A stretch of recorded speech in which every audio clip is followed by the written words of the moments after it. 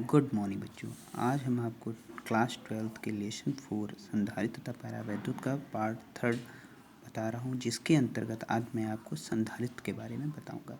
इससे पहले मैंने आपको धारिता, चालक तथा विद्युतरोधी पदार्थ और चालक की आवेशी चालक जो है उसकी स्थितिज ऊर्जा के बारे में बताया था। तो संधारित्र आज आपको पढ़ाना है। तो संधारित्र क्या होता है? संधारित्र एक ऐसी युक्ति होती है जिसमें दो प्लेटें होती हैं, जिसमें एक को हम कुछ आवेश पहले देते हैं। तो जब एक मतलब आवेशित प्लेट होती है और दूसरी तो पहले कोई उसके ऊपर आवेश नहीं होता, लेकिन जब उसको आवेशित प्लेट के पार रखते हैं तो इसमें माइनस वाले चार्ज उस प्लेट के इधर आ जाते हैं, प्लस वाला इधर होता है। लेकिन जैसे हम उसको पृथ्वी से जोड़ते हैं तो ये प्लस वाले जितने आवेश होते हैं वो सब पृथ्वी में चले जाते हैं। तो इसका मतलब इस प्लेट पे क्या ऋण आवेश आ जाता है, उतना ही ऋण आवेश होता है जितना इस पे धन आवेश होता है, जिसके कारण इसके बीच का जो पहले विभव था वो कम हो जाता है। तो उतना ही विभव फिर से प्राप्त करने के लिए क्या करते हैं, इसमें और हमें आवेश देना पड़ता है इस वाली प्लेट को। तो इसका मतलब क्या हुआ कि जब हमने तो दो ऐसी प्लेटें जिन पर क्या हो समान परंतु विपरीत आवेश हो और एक दूसरे से कुछ दूरी पर रखी हुई हो, जिसमें एक प्लेट को क्या करते हैं, दूसरी प्लेट को हम पृथ्वी से जोड़ देते हैं और एक आवेशित प्लेट होती है। तो इस टाइप का जो कम्बिनेशन होता है उसे कहते हैं संधारित्र, क्योंकि ये जो कम्बिनेशन होता है इसकी वजह से उसके धारण करने की क्षमता भी बढ़ जाती है। तो क्या संधारित्र क्या है? दो प्लेटों का संयोजन है जिस पे समान परंतु विपरीत आवेश कुछ दूरी पर स्थित होते हैं। तो इस कम्बिनेशन को क्या कहते हैं?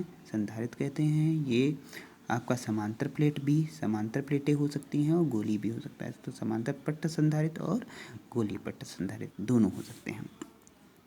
अब संधारित्र है तो हमने क्या कहा कि जब उनके विभव में कुछ कमी आई थी उसको बढ़ाने के लिए फिर हम कुछ आवेश देते हैं तो इसका मतलब उसकी धारण करने की क्षमता बढ़ गई।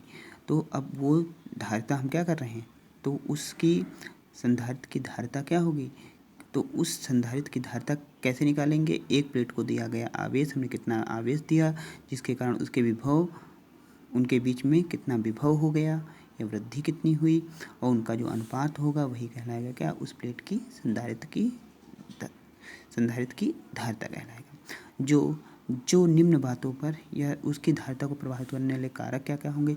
अगर प्लेट का क्षेत्रफल बढ़ा देंगे तो भी उसकी धारिता बढ़ जाएगी। अगर उनके बीच की दूरी बढ़ा देंगे तब भी क्या होगी, धारिता, अगर दूरी बढ़ाएंगे तो धारिता कम हो जाएगी।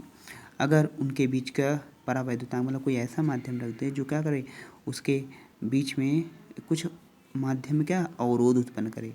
के का मतलब क्या था? परावैद्युत पदार्थ। परावैद्युत पदार्थ वे पदार्थ होते हैं जो हमने बताया था कि जो धारा के मान में रुकावट पैदा करते हैं।